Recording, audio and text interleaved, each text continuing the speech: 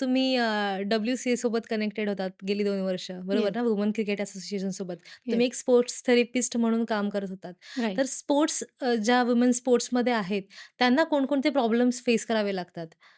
जर तुम्ही बघितलंत तर फिमेल्समध्ये ॲबनॉर्मल मेन्स्ट्रुएशन हं, म्हणजे हं. मासिक पाळी आहे जी रेग्युलर नसते, इरेग्युलर असते. सो त्याच्यामुळे कुठे ना कुठे परफॉर्मन्सवर फरक पडतो. बरोबर. त्याच्यानंतर पाठदुखी हं, म्हणजे हं, हं, हं. कंबरदुखी हा एक प्रमाण त्याच्यामध्ये आहे, कॉमन आहे. त्याचप्रमाणे ACL म्हणजे ACL इंजुरीज, अँकल इंजुरीज, हं, हं, हं. स्ट्रेस फ्रॅक्चर्स म्हणजे हाडांची झीज होऊन म्हणजे ओव्हरयूज जर हाडं जास्त ठिसूळ व्हायला लागतात हां, ते. ठिसूळ व्हायला लागतात. सो हं. हे कॉमन प्रॉब्लेम्स आहेत त्यांच्यामध्ये. तर कुठे ना कुठेतरी आपण जर त्यांच्या पेल्विक फ्लोअरवर हं, काम हं, केलं, हं. कोर एक्सरसाइजवर काम केलं, तर हे प्रमाण वाढेल.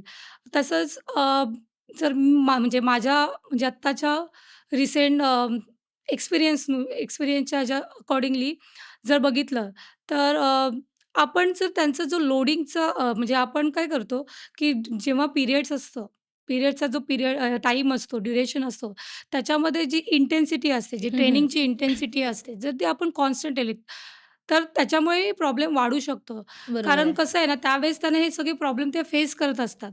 मे बी तर त्यांना त्या टाईममध्ये रेस्टची गरज असेल रेस्टची जास्त. गरज असते. तर मी असं नाही बोलणार, की कंप्लीट रेस्ट द्या. म्हणजे मी सजेस्ट करेल, की रिलेटिव्ह रेस्ट. रिलेटिव्ह रेस्ट म्हणजे कुठे ना कुठेतरी म्हणजे त्यांची ॲक्टिव्हिटी झाली, फिजिकल ॲक्टिव्हिटी झाली पाहिजे. पण जो लोड असतो, जो नॉर्मल लोड असतो, तो हं, हं, कुठे हं. ना कुठे कमी झाला कमी झाला पाहिजे. पाहिजे. जेणेकरून अ, ते ते फिजिकली पण म्हणजे स्टेबल राहू शकतात. किंवा त्यांचा त्रास कमी त्रास होईल त्या कमी होऊ शकतो. येस, दिवसांमधला, राइट. बरोबर आहे. आणि अजून काय सजेस्ट कराल लाइक की अशा खूप साऱ्या मुली आहेत, तर प्रत्येकाची बॉडी वेगळी आहे. प्रत्येकाला होणारे त्रास वेगळे आहेत. तर मेन्स्ट्रुएशनमध्ये खूपदा असं जाणवतं की बॅक पेन खूप जास्त आहे किंवा लोअर बॅक पेन खूप जास्त असतो काही मुलींना. सो त्यासाठी काय करता येईल? काही सजेशन असेल? जर तुम्ही पाहिलत तर जसं आता काही फिमेल्सना समजत नाही, की पिरियड्स येतात, रेग्युलर येत नाहीत. हां, हां, हां. कधी काहींना स्किप होतात. तर आत्ता तुम्ही ऐकलं असेल, जर PCOS, PCOD हे कॉमन प्रॉब्लेम्स आहेत. येस. पण काही महिलांना या काही हं, हं. मुलींना अजूनही ते अवेअरनेस नाही आहे, की काय म्हणजे मूड हं, हं, स्विंग्स हं, हं. होणं, इरेग्युलर क्रेव्हिंग्ज. पिरियड्स, क्रेव्हिंग्स होणं. सो हे कॉमन प्रॉब्लेम्स आहेत. ते कुठे ना कुठे अवेअरनेस कमी असल्यामुळे प्रॉब्लेम बरोबर. वाढत चाललेत. तर आपण अशासाठी अवेअरनेस कॅम्पेन चालू करू शकतो. ॲक्चुअली प्रवर्तनमधून गेल्या 8 वर्षापासून आम्ही एक वी केअर नावाचा प्रोजेक्ट रन करतोय. हो, त्याच्यामध्ये दॅट्स आम्ही नाईस. गावागावांमध्ये जाऊन हे अवेअरनेस क्रिएट करायचं काम करतोय.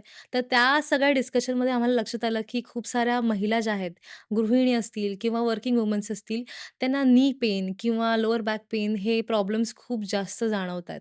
हं. तर त्याच्याबद्दल थोडं सांगा? जर आत्ता तुम्ही बघितलात म्हणजे आत्ता ज्या किशोरवयीन मुली असतात त्यांच्यामध्ये प्रॉब्लेम्स पोश्चरल चेंजेस त्याच्यामुळे होतात. हं, हं, हं. फिमेल्समध्ये जर बघितलं तर मेनोपॉज म्हणजे आफ्टर 45 त्यांची जेव्हा पिरियड्स म्हणजे हं, हं, जे हं. पिरियड्स असतात ते जात येतात, त्यावेळेस त्यांच्या बॉडीमध्ये खूप सारे चेंजेस होतात, हार्मोनल चेंजेस होतात. तसंच त्यांच्या हाडांची झीज व्हायला चालू होते. सो त्याच्यामुळे त्यांना बॅक पेन, नी प्रॉब्लेम्स हे हं, हं. प्रॉब्लेम उद्भवायला लागतात. तर अशांना मी असं बोलेल, की रेग्युलर चेकअप, काही स्ट्रेचेस एक्सरसाइजेस, तसंच स्ट्रेंथनिंग एक्सरसाइज हं, म्हणजे हं. मसलला जर त्यांनी स्ट्राँग बनवला, नॉट नेसेसरी त्यांनी जिम जॉइन करणं गरजेचं आहे.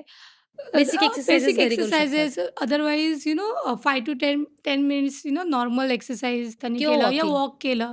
सो त्यांनी त्यांना खूप हेल्प होईल. बरोबर.